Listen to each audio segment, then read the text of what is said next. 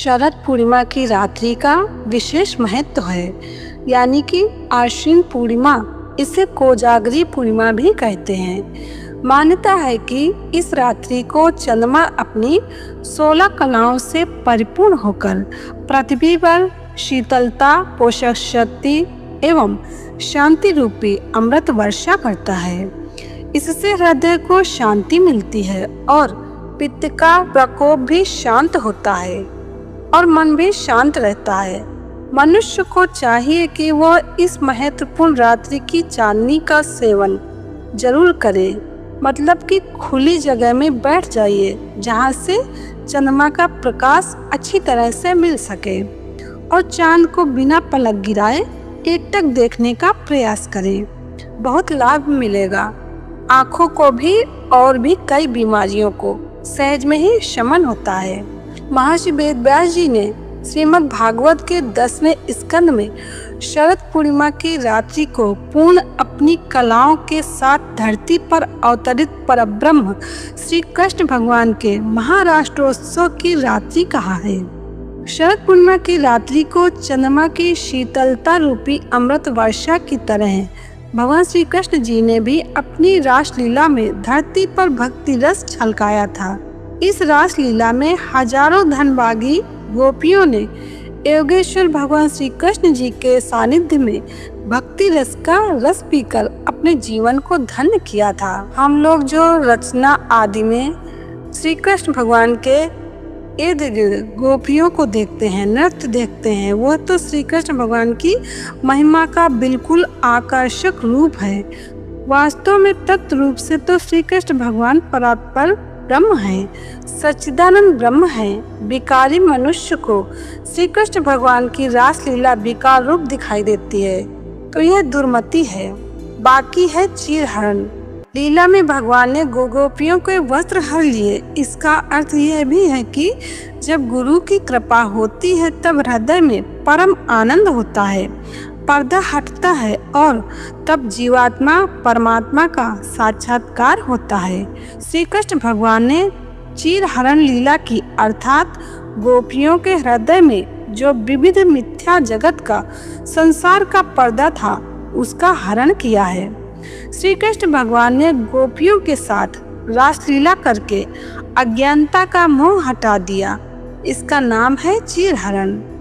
जो भगवत तत्व को स्पर्श करती हुई आह्लादिनी मधुमय सुगंध आती है ना, उसका जो रसपान करते हैं, ऐसे इंद्रियों के भगवान के आनंद रस को पीने की क्षमता वाले जीव गोपी ही हैं। श्रीमद् भागवत महापुराण में वर्णन है कि शरद पूर्णिमा के दिन चंद्रमा को औषधि का देवता माना जाता है। इस दिन चंद्रमा अपनी 16 कलाओं से पूरा परिपूर्ण होता है और अमृत की वर्षा करता है प्रकाश के माध्यम से। इस दिन चंद्रमा की रोशनी का आप खुद अनुभव करिए कि और दिनों की अपेक्षा शरद पूनम की रात में चांद की रोशनी उमड़ उमड़ कर दिखाई देती है, महसूस होती है।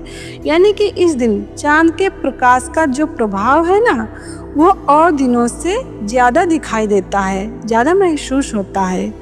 और इस दिन चांद के प्रकाश में बिल्कुल ठंडक महसूस होती है।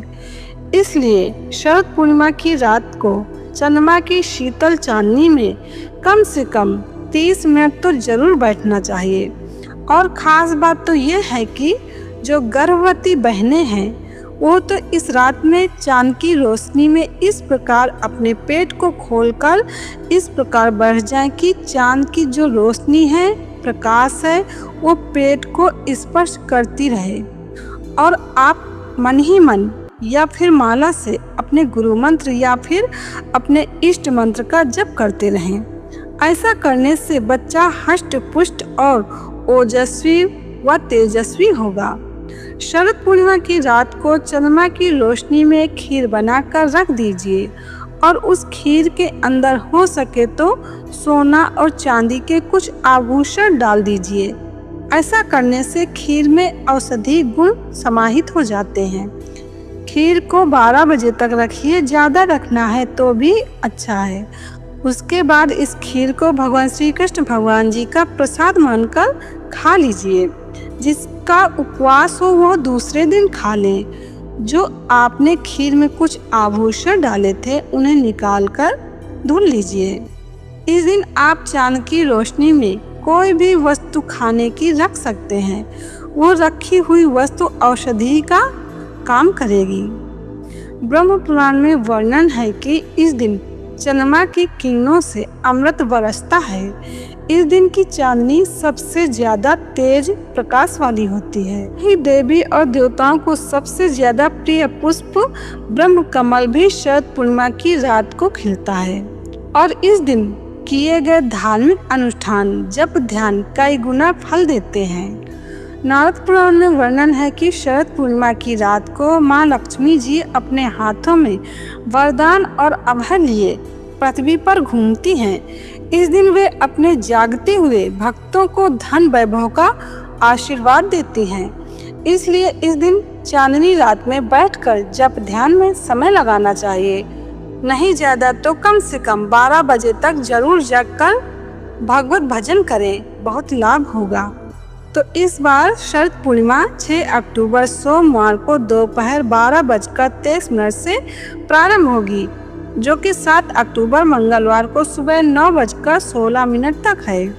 तो यहाँ पर ध्यान देने की बात यह है कि जो लोग पूर्णिमा का व्रत रखते हैं चांद देखकर, वो लोग 6 अक्टूबर सोमवार को व्रत करेंगे।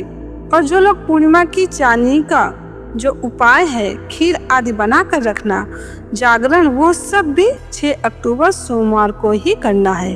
क्योंकि चंद्रमा का जो प्रकाश है पूर्णिमा का वो 6 अक्टूबर को ही मिल पाएगा। और जिसे केवल पूर्णिमा का व्रत करना है और सत्यनारायण भगवान की कथा करना है, वो लोग तो 7 अक्टूबर मंगलवार को करें। तो इस प्रकार अभी सारी बात समझ में आ गई है, तो इस वीडियो को और लोगों को भी भेज दीजिए ताकि और लोग भी शरद पूर्णिमा का लाभ ले सकें। तो यही महत्वपूर्ण जानकारी इस वीडियो में बताना था। जानकारी कैसी लगी कमेंट करके ज़रूर बताना। यहीं पे मैं अपनी वाणी को विराम देती हूँ। जय श्री कृष्ण।